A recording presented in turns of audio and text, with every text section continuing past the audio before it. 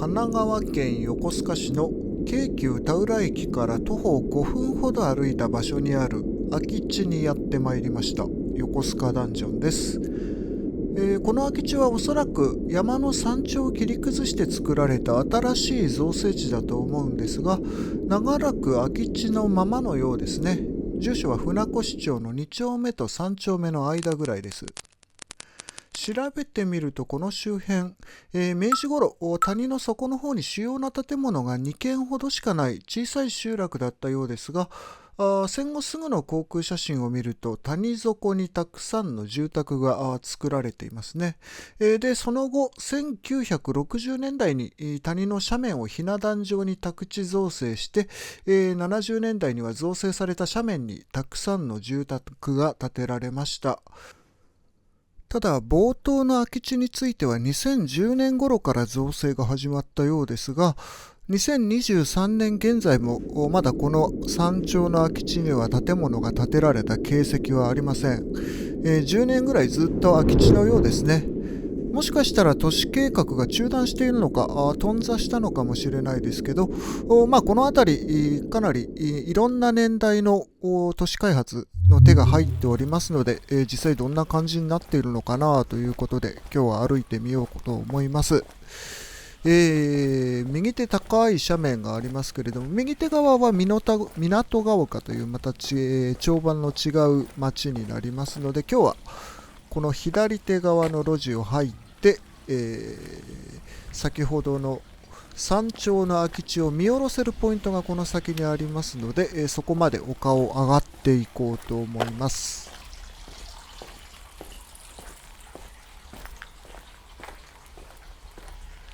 横須賀の路地を歩いているといつも思いますけど、こう谷底の広くなっているスペースは住宅が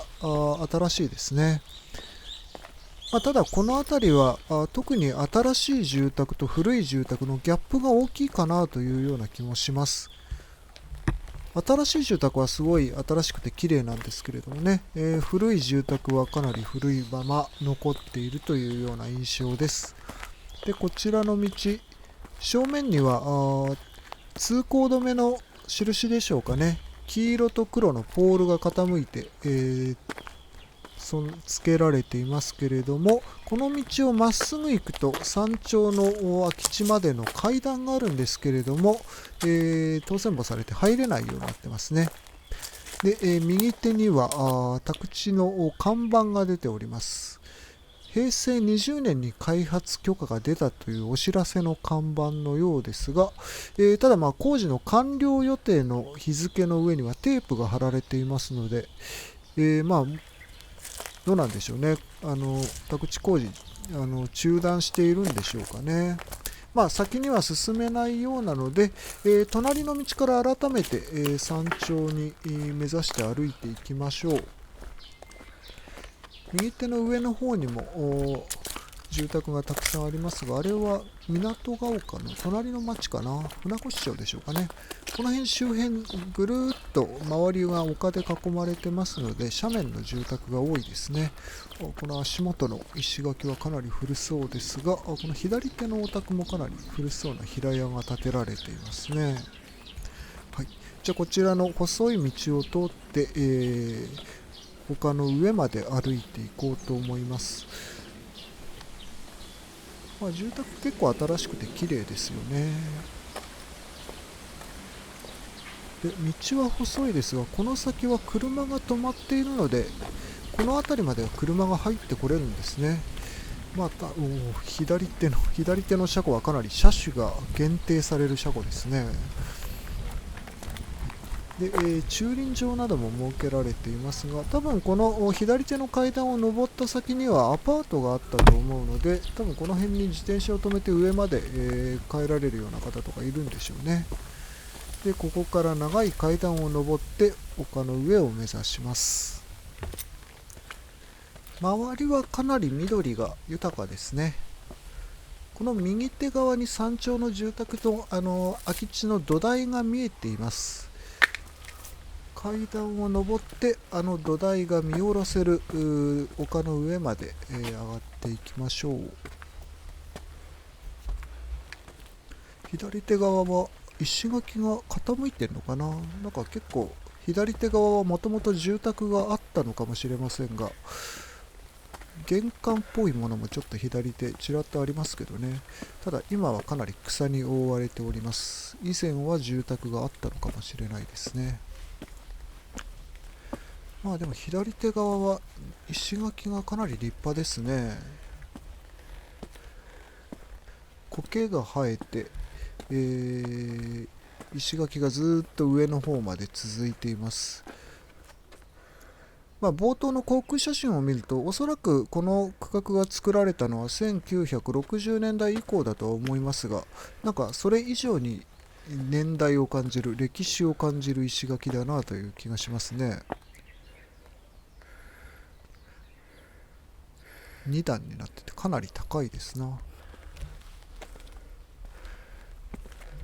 結構苔が生えてますけど、この辺湿度が高いんですかね。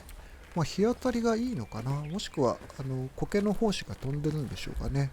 かなり苔がたくさん生えてましたが、右手のお宅は空き家かな。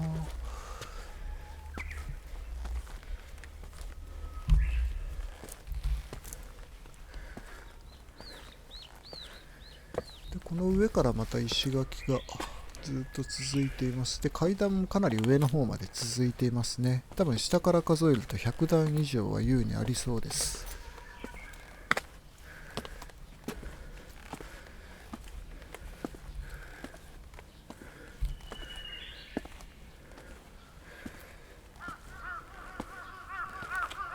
ここから先もかなり石垣がすごいですね。斜面に沿って湾曲しながら石垣が作られています。右手側にはちらっと空き地の土台も見えましたが、この階段を上ると上から先ほどの山頂の空き地が見渡せるポイントまで行けますのでね、そこまで上がっていきましょう。右手側はひな壇状に造成されていたので、この右手の階段とかを登ると以前は家があったんでしょうかね。今はかなり階段草が生えていますが、門柱ですとか手すりもかなり立派なので以前は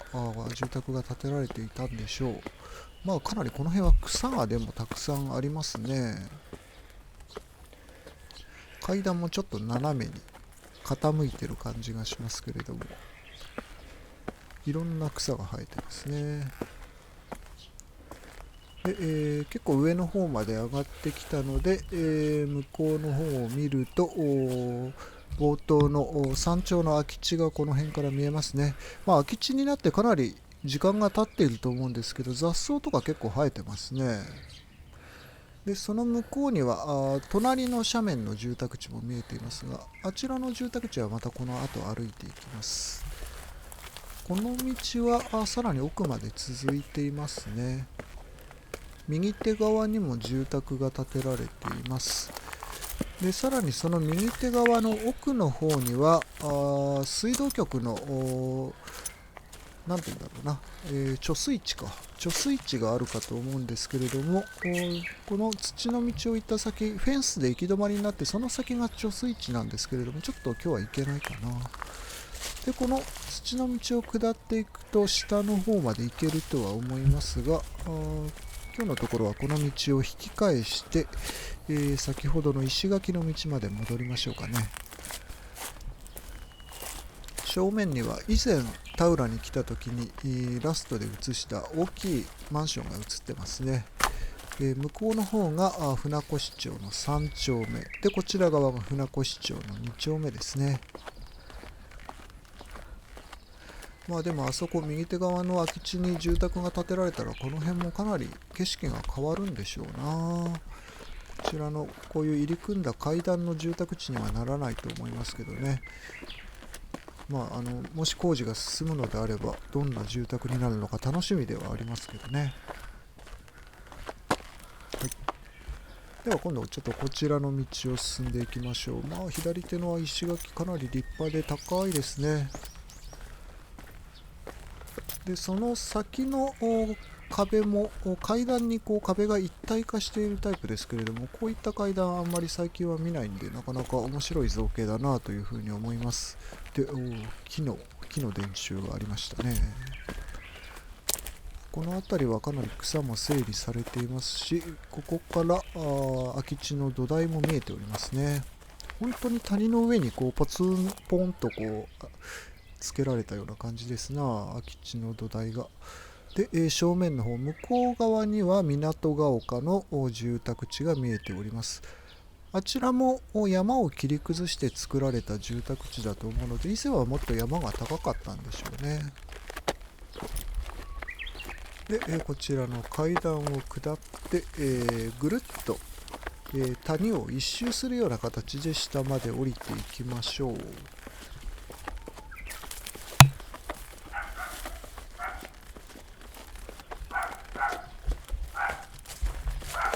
この階段を下った先の右手側はもともと住宅があったんでしょうかね。今はかなり草が生えています。もともと家があったのか、もしくは向こうのお宅の庭だったのかな。向こうのお宅もかなり古そうですね。外壁はリフォームされているようですけれども、多分木造のかなり古い立派な住宅だったんだと思います。今はお住まいではないと思うんですけどもね、かなり古そうな立派な2階建てでした。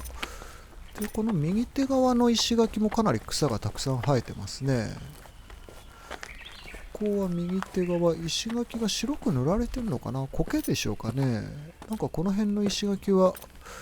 変色しているところが多いですね。で、右手側のお宅は空き家かなと思ったら、はしごがかかってるな。お手入れはされているんでしょうかね。で、奥の方はかなり岩盤がむき出しなんでしょうかね。かなり古そうなお宅ですけれども。はい。で、先ほどの貯水池のすぐ下の土の道を下っていくと、多分この先までに出るんだと思うんですけどね。こちらの階段を下って、谷の底まで一旦戻ろうと思いますが、おっとっとっとっと。失礼します。細い道なので、すれ違うのがちょっと大変ですね。はい。ということで、こちらの階段を下って、元来た道を戻って一旦谷の底まで降りていきましょう。で、隣の谷間から今度は反対側の道からまた山の上の空き地までつながっている道があるので、そちらからも回っていこうと思いますが、あの土台の足元に階段がありますね。あの階段はあれか、工事の人専用なのかな。多分さっき冒頭で看板が出ていた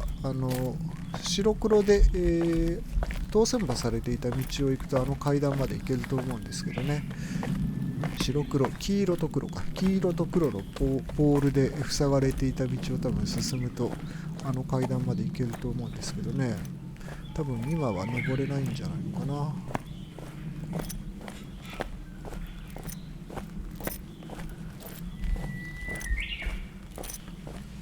この辺りも鳥が元気に鳴いておりますね。ほんの半世紀ぐらい前まではこの辺山だったわけですからね。で、さっき来るときは立派な平屋だなと思っていたけど、こっちから見るとこちらのお宅は空き家ですかね。かなり崩れてますな。冒頭の航空写真ではこの辺り、戦前から戦中にかけてたくさん住宅が作られたのかなという感じでしたから、もしかしたらその年代の建物なのかもしれないですね。ただこの辺りは車も入ってこれるので建て替えられた新しいお宅が多いですね。この辺は外壁が白いお宅が多いんで谷底ですけど明るいですな。日当たりがいいというのもありますけれどもね。はい。で、正面は高い擁壁で、その麓を川が流れてますね。多分山から流れてくる水がここに流れ込むんでしょうかね。谷間の川がずっと、駅の方に向かって流れております。右手のお宅かな、住宅かな、かなり大きい建物ですが、擁壁沿いに何でしょうね、工務店でしょうかね。かなり大きい建物があって、この擁壁の脇から右手側の港が丘の町の方まで行けそうな階段があるんですけどね。時々こうフェンスがしてあったりですとか、擁壁沿いに道があったりするんですけど、フェンスですとか柵で通れなくなっている場所が結構ありますね。この先にもフェンスがありますけれど、多分右手側、港が丘の方までは行けなくなってるんですよね。左手側には古いアパートでしょうかね。6部屋ある、全部雨戸が閉まってますけど、今はお住まいじゃないのかな。学生時代こういうアパートに住んでたんで、ちょっと懐かしい感じがしますけどね。この辺り結構駐車スペースの広い建物が多いですね。道自体は車がすれ違うのには、難しい道幅だとは思いますが、かなりたくさん車が止まっています。一軒に複数台止まっていたりもしますね。この辺り車でも来れるし、ここから田浦駅まで徒歩5分ぐらいですからね、交通の便がいい土地なんだろうなとは思います。でここ左に曲がると、さっきと反対側の丘に上がっていける道が、違ったかな、間違えました。この道ではなくてもう一本向こうですね。引き返しましょう。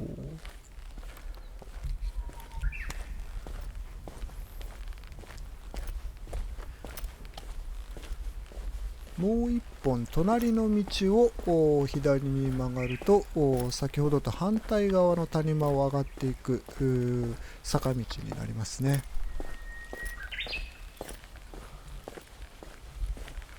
こちら横須賀市の広報の掲示板が出ているこちらを上がって、谷の上まで行きましょう。かなり急斜面、こちらも谷間がかなり急斜面ですね。で右手側は車道になっていますが、左手側の道は歩道だけかな。多分右手側の車道がぐるっと谷間全体を一周していると思うんですけどね。こちらの左手の細い道を通って階段で谷の上まで上がっていきます。冒頭の航空写真で明治期に2軒ぐらい大きい建物がこの辺にありましたけど、多分正面のお宅がそれなんじゃないのかなという気がしています。古い日本家屋平屋建ての洋館付きの住宅だと思うんですけどね、かなり古そうです。でも明治ほど古くはないのかな。でもそこそこ古そうですが、こういった平屋にこういう出っ張った作りの折衷住宅珍しいですね。ただこの住宅のすぐ前を多分雨水とかがここを流れると思うんですけど、大雨とか降ったらこのお宅床上浸水しないんでしょうかね。なんかちょっと軽く心配にはなりますけどね。側溝の上に駐車場が設けられていて、ここ車が入ってこれるのか、右手から車が入ってこれるのかな。で、この長い階段を上って谷の上まで上がっていきましょう。この階段も長いですね。長いですが、ちゃんと手すりもあって、幅もあるので、歩きやすい階段ですけどね。僕が通る前におばあさんがこの階段を登っていたので、お住まいの方も毎日のことなんでしょうけど、こう外から来ると階段の長さですとかね、一直線にずっと上まで続いている景色に時々こうびっくりしたりしますけれども、60年代から70年代にかけて作られた区画の道ということで、この辺りもともと山道とかあったんでしょうかね。戦前の地図ではあまりそういった山道とか見当たらないので、宅地造成に合わせて作られた道なのかもしれません。かなり谷間を強引にまっすぐ切り開いて作られたような階段でしょうかね。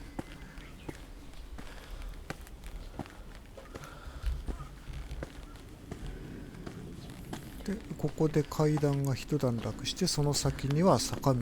と階段ですね。歩道が階段になっていますな。多分谷をぐるっと回った車道がここまでつながっているんでしょうね。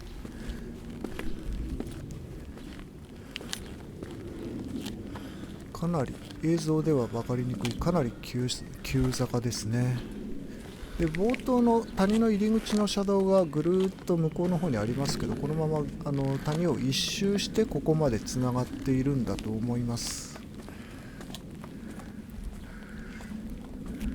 なかなかの急斜面、滑り止めの丸い溝が掘られてますね。で右手側のお宅はピロティなのか、車を止める大きいスペースが設けられていますね。ピロティというか地下駐車場みたいな感じなのかな。かなり大きくて立派なお宅です。はい、で、この辺りから坂を上りきって、上の方まで上がってきました。正面に見える空き地が冒頭の2004年頃から作られた山頂の空き地ですね。でその向こうに見える街並みがさっき上がった斜面の街になります。工事中の空き地ですけれども、結構草が生えてますね。工事中というかやっぱり工事中断している感じがしますかね。住宅の土台などはかなり立派に作られていて、コンクリートが造成をされていますが、まだ工事中のフェンスがしてあって、なかなか実際に住宅が建つまでは進んでいないようですね。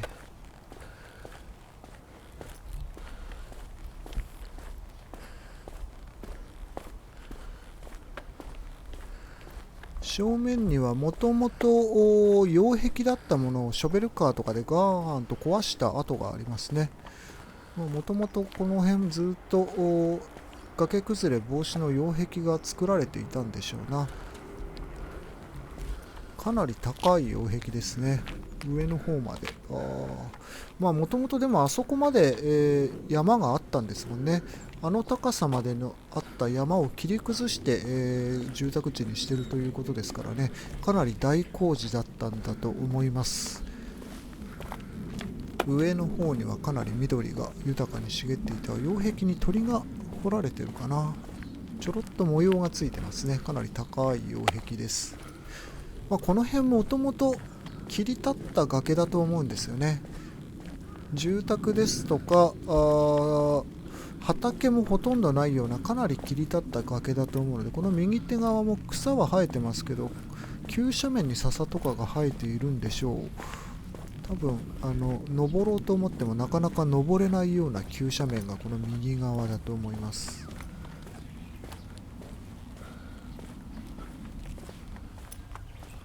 向こうの方には港が丘が見えておりますね。その向こうには自衛隊の港とかもあるので、ちょっとこの角度からだとあれですけど、角度によっては多分海まで見渡せるような見晴らしのいい住宅地なんでしょうね。向こうの住宅綺麗に見えますが、いいですね。見晴らしがいいですね。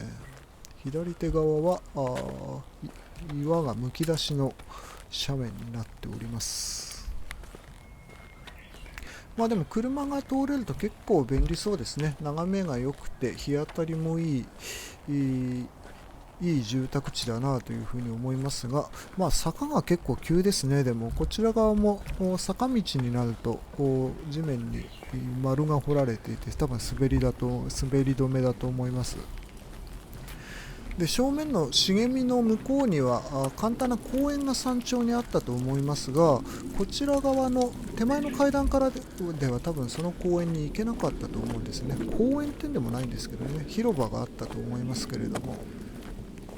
以前はこちら側の斜面から2丁目の斜面から3丁目まで抜けるような道があったと思うんですけれども、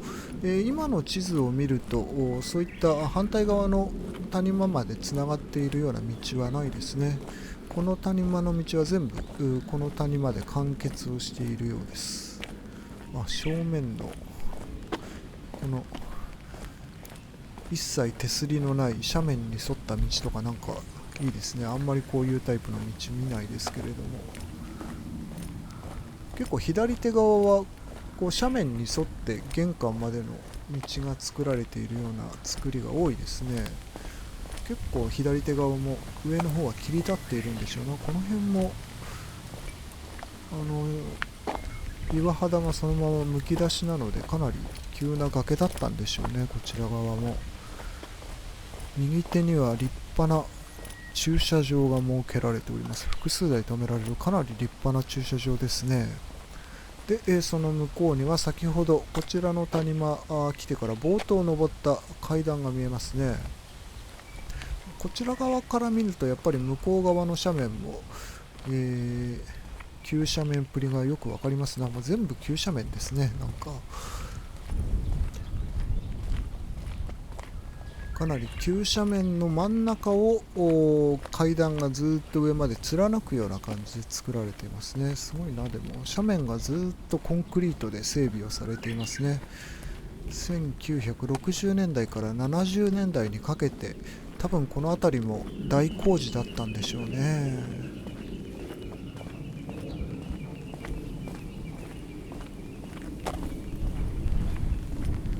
左手側には個人宅に入るような細い階段がちらほらとありますけれども、なんかこの辺の階段もぐるっと谷間を回って反対側の谷間に出れるような道が昔はあったっぽいんですけどね。なかなか探したんですけれども、反対側の谷間に抜けるような道今は残っていないようですな。明治からある古い町ですからね、なんかちょっとずつ変わっているんだろうなと思います。この正面にある木は多分昔の航空写真にも残っていた古くからずっとここにある木なんでしょうね。ちょうどこの斜面の区画の入り口にある木だと思うんですけれどもね。はい。ということで、谷の底の道まで降りてきました。左手側が田浦駅方向となりますので、今日はこの辺りで散策終了にしようと思います。ここから徒歩 3,4 分で田浦駅ですけれども、田浦駅のすぐ裏手は今空き地になっていて、こちらでも宅地工事をしているようですね。こちらは2019年に工事が再開されたということですが、今日歩いたこちらの空き地は工事再開されるんでしょうかね。住宅が建てられたら多分見晴らしのいい住宅地になるかと思いますが、どうなんでしょうか。ということで今日は船越町2丁目でした。ご視聴いただきありがとうございました。